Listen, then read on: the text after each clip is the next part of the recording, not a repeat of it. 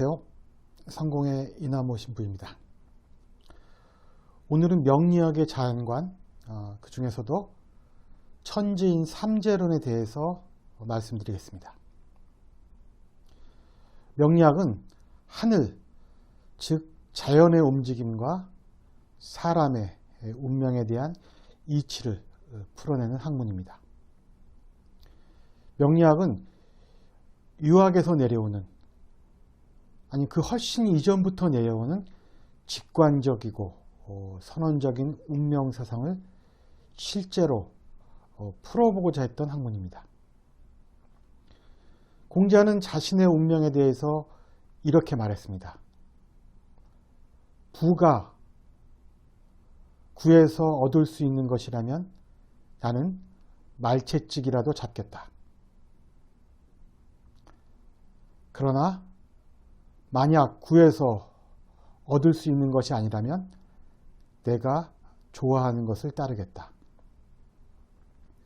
이 말에는 공자 스스로가 부자가 될 수 없다는 자기 운명에 대한 직관이 내포되어 있습니다. 독자 여러분들도 살다 보면 아시지 않습니까? 자신의 한계가 어디까지인지를. 저 역시 살아보니까 제가 부자가 되는 것은 가능하지 않다는 직관을 갖게 되었습니다.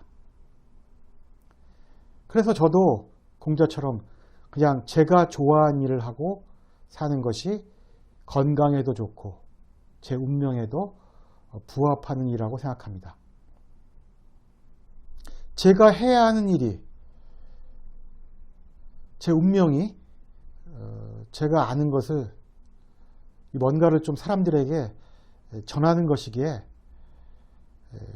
사람들이 잘 보지 않아도 그냥 유튜브를 만들고 몇 명 모이지 않아도 강의를 하고 또 예배를 드리는 것입니다. 저는 최소한 제가 누구인지는 어느 정도 아는 사람입니다. 괜히 팔자에도 없는 부자가 되려고 애쓰다가 몸 상하고 사람들과 틀어지고 천하의 몹쓸 놈이 되는 경우가 있습니다. 명리학은 인간의 운명에 대한 유학의 이 선언적이고 직관적인 깨달음을 술을 통해, 일종의 기술이죠. 술이라는 체계로서 풀어보고자 했던 노력이자 학문인 것입니다. 즉 운명학이 있고 그 운명을 푸는 술이 뒤따르는 것입니다. 그래서 명리학의 성립은 유학이 한참 발달된 후인 11세기 와서야, 송나라 때 와서야 겨우 지금의 모습을 갖추게 됩니다. 이처럼 과거에는 대부분의 명리학자들이 먼저 유학자였습니다. 유학을 공부하고 또 거기에 따라서 삶을 좀 더 자세히 살펴보고자 명리학을 공부하는 과정을 거치게 된 것입니다. 마치 의학에서 일반의 과정이 유학자가 되는 과정이라면 명리학자가 되는 과정은 이제 일반의 일을 마치고 강론으로 들어가 전문의가 되는 과정과 유사한 것입니다. 그러나 현재는 이런 과정 없이 불쑥 명리학으로 들어가서, 즉 유학적 소양이 없는 명리학 술사를 만들어내는 까닭에 명리학이 혹세무민의 빌미가 되기도 하는 것입니다. 저는 이러한 현실이 안타까워서 명리학을 유교의 관점에서 바라보고 또 기독교와의 비교 연구를 시도한 것입니다. 그리고 제가 공부한 것을 정리해 보고자 이신부의 운명이야기라는 카테고리를 만들어 다루게 되었고, 이 카테고리는 시간이 지날수록 더 흥미진진한 내용을 포함하리라 예상해 봅니다. 이제 본론으로 들어가서 명리학의 자연관에 대해서 알아보도록 하겠습니다. 명리학의 자연관을 구성하는 세 가지 요소는 천지인 삼재론, 음양오행론, 간지역법입니다.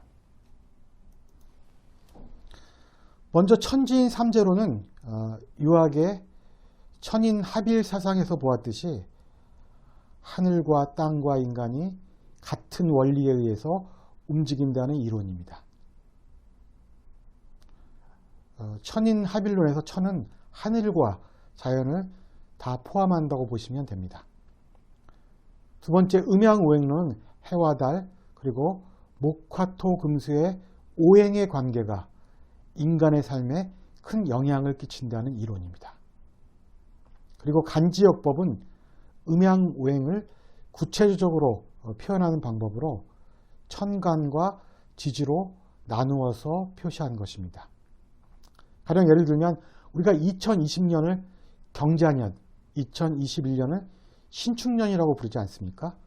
이런 식의 표기 방법이 바로 간지역법인 것입니다.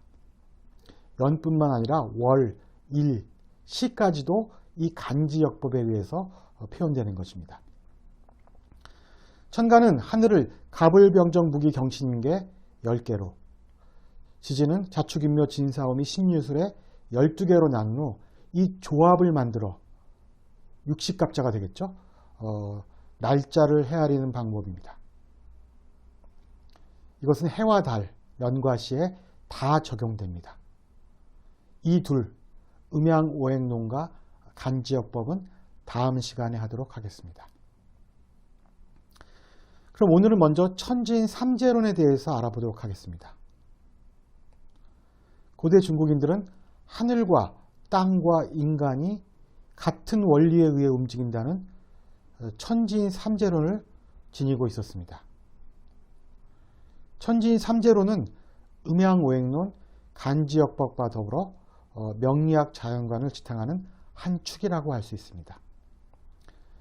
동아시아 문화권에서 숫자 3은 자연과 인간의 우주론적 조화와 질서를 나타내는 숫자입니다.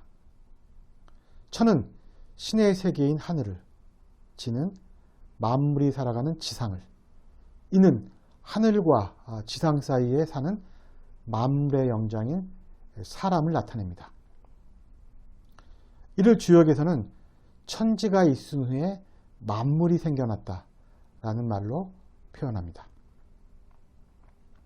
만물의 본체로서의 하늘과 땅 그리고 사람이 천지인이고, 이 세 가지가 근원이라는 의미로 삼재로 부릅니다. 삼재라는 것은 셋이고 재는 바탕입니다. 그래서 삼재라는 것은 세 가지 바탕을 의미합니다. 이렇게 본체성 내지 근원성을 지닌 삼재가 하나로 조화를 이룰 때 우주의 운행 질서가 조화롭게 이루어지고 인간의 삶이 건전성을 띈다는 것이 바로 삼재론의 골자입니다. 쉽게 말하면 주역의 삼재사상은 하늘을 아버지로 보고 땅을 어머니로 보며 인간을 포함한 만물을 부모의 사랑으로 태어난 자식으로 봅니다. 이것은 인간을 중심으로 하여 신과 만물의 화합과 통일을 추구하는 적극적인 조화 사상인 것입니다. 또한 이 천지인 삼재론은 인간의 운명은 하늘이 부여한 천명과 다르지 않다는 유학의 천명 사상과도 연결됩니다. 운명을 만들어내는 주체가 하늘입니다. 그 하늘이 인간에게 운명을 부여했을 때 그 인간은 하늘의 뜻을 따를 수밖에 없다. 그래서 인간의 운명이 하늘을 따른다. 이것도 역시 천지인 삼재론의 한 부분이라고 할 수 있습니다. 이 천지인 삼재론을 확립한 학자는 바로 전한시대의 유학자 동중서입니다. 그는 춘추 번노에서 천지인은 만물의 근본이다. 하늘이 만물을 낳고 만물을 기르며 사람이 만물을 성숙시킨다. 하늘은 효제로서 나오며 땅은 의식으로서 기르며 사람은 예약으로서 이룬다. 이 셋은 서로 수족이 되어 하나의 몸을 이루니 한 가지라고 하지 않을 수 없다. 하늘의 덕은 베푸는 데 있고 땅의 덕은 되어감에 있고 사람의 덕은 의로움에 있다. 그러므로 천기는 위에, 지기는 아래에, 인기는 그 사이에 존재한다고 하여 천지인 삼재론을 확립합니다. 이 논리가 그대로 사주 명리학에도 적용됩니다. 이러한 사상은 사주 명리학의 집대성이라고 할 수 있는 청나라 시대의 명리학자 임철조가 지은 적천수 천미에 잘 나타나 있습니다. 사주 명리학에서는 삼재의 구조가 하늘이라는 시간의 가능성으로, 땅이라는 공간의 한계성으로, 사람이라는 변화의 선택성으로 나타납니다. 이처럼 하늘과 땅과 인간이 음행오행론이라는 동일한 원리에 의해 제약을 받는다는 것이 바로 유학과 명리학을 포함한 동양 사상을 꿰뚫는 천지인 삼재론인 것입니다. 또한 명리학의 관점에서 본다면 천지인 삼재론은 음양과 오행의 치우침과 온전함에 따라 사주팔자, 즉 명주의 기륭이 정해진다고 봅니다. 우리가 흔히 사주라고 말하지 않습니까? 그것이 잘 구성되어서 음양의 오행이 잘 구성되어서 이제 태어나게 되면 무난하게 세상을 살아가는 거죠. 근데 이제 뭔가 음양과 오행이 치우쳐서 한쪽 기운이 많게 되고 한쪽 기운이 적게 되면 모든 것을 갖춘 이 하늘과는 좀 이렇게 뜻과는 어긋나게 되는 겁니다. 그래서 뭔가 좀 이제 운명적으로 부침이 있고 이런 상황에 놓이게 되죠.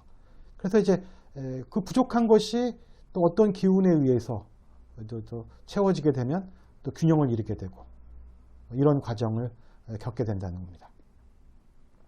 일종의 기운에 따라서 인간이 운명이 달라진다는 거죠. 하늘이 부여한 기운, 그것이 하늘은 세상은 공평하고 하늘은 공평하고 다 이렇게 골고루 나누어져 있지만 인간은 그렇게 골고루 부여받지 못하고 태어났기 때문에 이렇게 이제 굴곡과 부침이 생긴다는 것이 바로 명리학의 인간 운명에 대한 이해인 것입니다.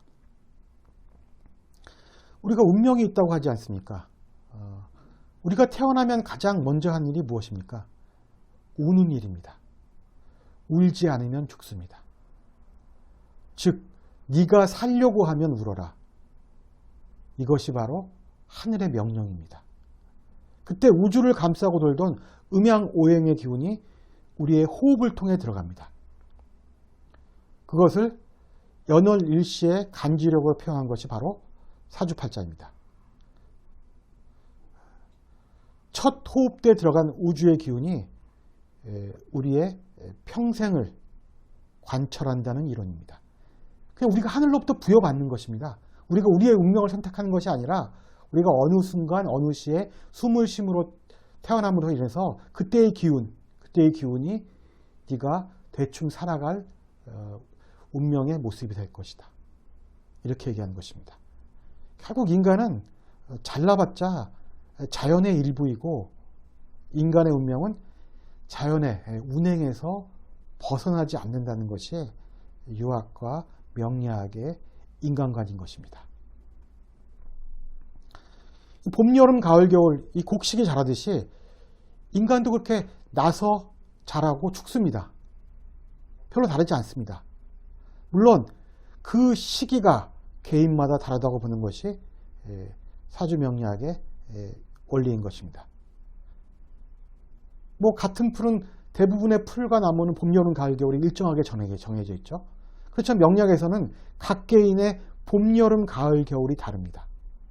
그래서 젊어서 크게 성공하다가 일찍 몰락하는 경우도 있고 싹이 그토록 트이지 않다가 말년에서야 자라기 시작해서 빛을 보는 사람도 있습니다. 그때가 바로 그 사람에게는 나이가 60이라도 봄인 겁니다.